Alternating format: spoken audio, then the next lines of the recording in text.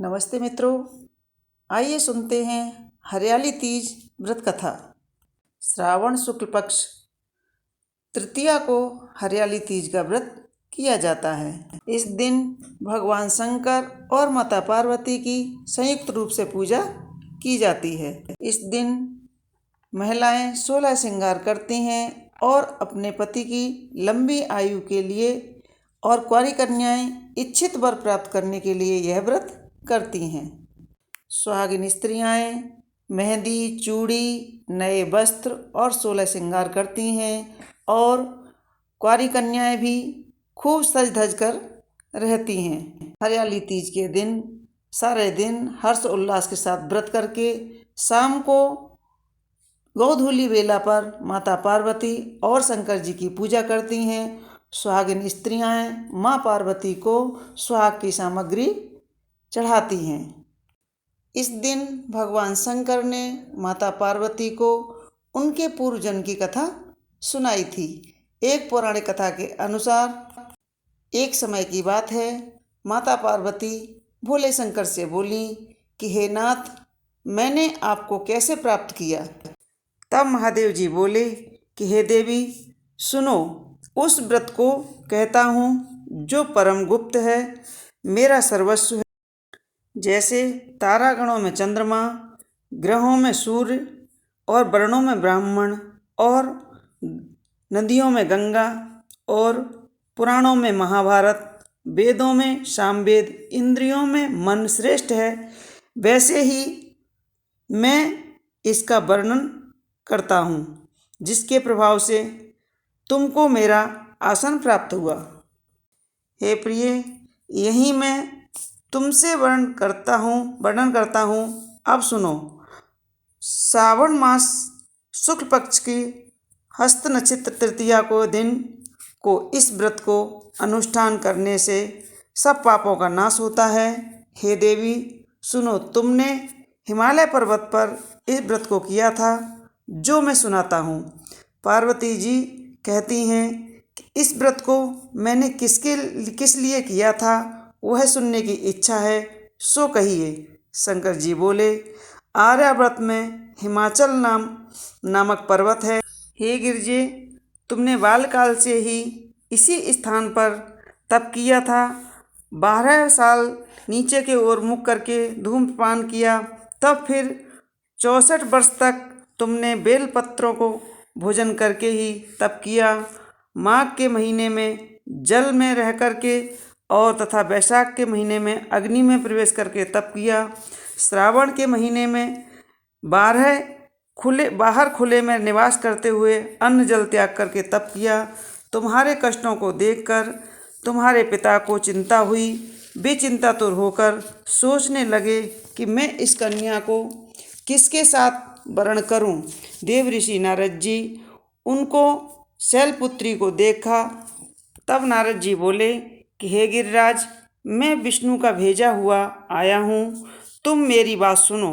आप अपनी पुत्री को उत्तम वर प्रदान करना चाहते हो तो ब्रह्मा, इंद्र, शिव आदि देवताओं में विष्णु के समान कोई नहीं है, इसलिए तुम मेरे मतानुसार आप अपनी पुत्री का कन्यादान विष्णु भगवान को दे दो। हिमाचल बोले कि यदि भगवान वासुदेव स्वयं ही मेरी पुत्री को ग्रहण करना चाहते हैं तो और इसी कार्य के लिए यदि आप यहाँ आए हैं तो यह मेरे लिए गौरव की बात है। मैं अवश्य ही अपनी पुत्री उनको दूंगा। हिमाचल की बात सुनकर देव ऋषि नारद जी आकाश मार्ग से अंतर्ध्यान हो गए और शंख, चक्र, गदा, पद्मधारी, पीतम्बरधारी विष्णु जी के पास पहुंच गए। नारद जी ने हाथ जोड़ करके विष्णु भगवान से कहा कि हे प्रभु, आपका विवाह कार्य निश्चित हो गया है। पर्वतराज हिमाचल ने प्रसन्नतापूर्वक अपनी पुत्री से कहा कि हे पुत्री, मैंने तुमको गरुड़ध्वज भगवान विष्णु को अर्पण कर दिया है। पिता के वाक्यों को सुनते ही पार्वती जी अपनी सहेली के घर चली गईं और पृथ्वी पर गिर पड़ी। अत्यंत दुखित होकर विलाप करने लगीं। उनका विलाप करते हुए देखकर सखी बोली कि हे देवी, तुम किस कारण से दुख पाती हो, बताओ, मैं अवश्य तुम्हारे दुख को दूर करने की कोशिश करूंगी। तब पार्वती जी बोली, हे सखी सुनो, मेरी जो मन की अभिलाषा है अब वह मैं सुनाती हूँ। मैं महादेव जी को वरण करना चाहती हूँ, इसमें कोई संदेह नहीं। मेरे इस कार्य को मेरे पिता ने बिगाड़ना चाहा है, इसलिए मैं अपने शरीर का त्याग करूँगी।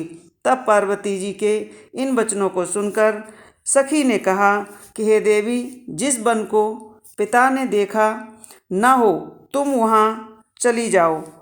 तब हे देवी, पार्वती जी उस अपनी सखी का यह वचन ऐसे वन को चली गईं।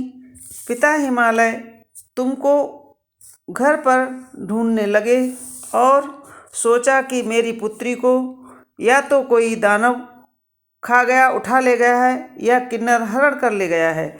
मैंने नारद जी को यह वचन दिया है कि मैं अपनी पुत्री को गरुड़ध्वज भगवान के साथ वरण करूँगा। हाय, अब यह किस तरह पूरा होगा? ऐसा सोचकर मूर्छित होकर धरती पर गिर पड़े। तब सब लोग हाहाकार करते हुए दौड़े आए और मूर्छा नष्ट होने पर गिरिराज हिमालय से बोले, हमें अपनी मूर्छा का कारण बताओ। हिमालय बोले, मेरे दुख का कारण यह है कि मेरी रत्न रूपी कन्या का कोई हरण कर ले गया है, या सर्प डस गया है, अथवा सिंह आदि व्याधि ने खा डाला है। न जाने मेरी कन्या कहाँ चली गई है, या तो राक्षस ने मार दिया है। इस प्रकार कहकर वह गिरिराज दुखित होकर के इस तरह काँपने लगे जैसे तीव्र वायु चलते समय कोई वृक्ष काँपता है। तब तुम उस जंगल में अपनी सखी के साथ एक गुफा में प्रवेश कर गईं और वहाँ अन्न जल त्याग करके बालू का शिवलिंग बनाकर मेरी आराधना करती रहीं।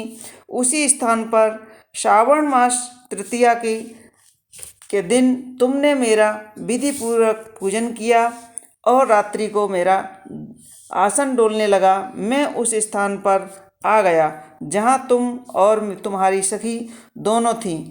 मैंने आकर तुमसे कहा, मैं तुमसे प्रसन्न हूँ, तुम मुझसे वरदान मांगो।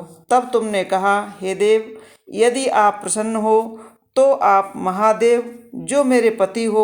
मैं तथास्तु कह करके वहाँ से यह कहकर कैलाश पर्वत पर चला गया।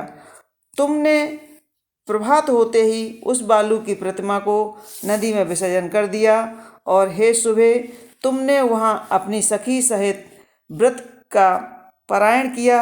इतने में ही हिमवान भी तुम्हें ढूंढते हुए वहाँ पर आ पहुँचे। वह चारों ओर तुम्हें देखकर मूर्छित होकर जमीन पर गिर पड़े। उस समय नदी के तट पर दो कन्याओं को देखा तो वे तुम्हारे पास आ पहुँचे और हृदय से लगाकर रोने लगे और बोले, इस सिंह व्याधि युक्त घने जंगल में क्यों चली आई?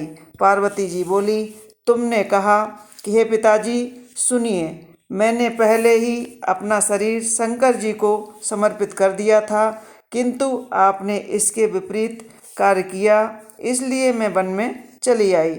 ऐसा सुनकर हिमालय ने फिर तुमसे कहा कि मैं तुम्हारी इच्छा के विरुद्ध यह कार्य नहीं करूँगा। तब वे तुमको लेकर घर आए और तुम्हारा विवाह हमारे साथ कर दिया। इस तरह शंकर जी की विधिवत पूजन करके कल्याण स्वरूपा शिव मंगल स्वरूपा महेश्वर हे शिवे, आप हमें सब कामनाओं को देने वाली देवी कल्याण स्वरूपा तुमको नमस्कार है।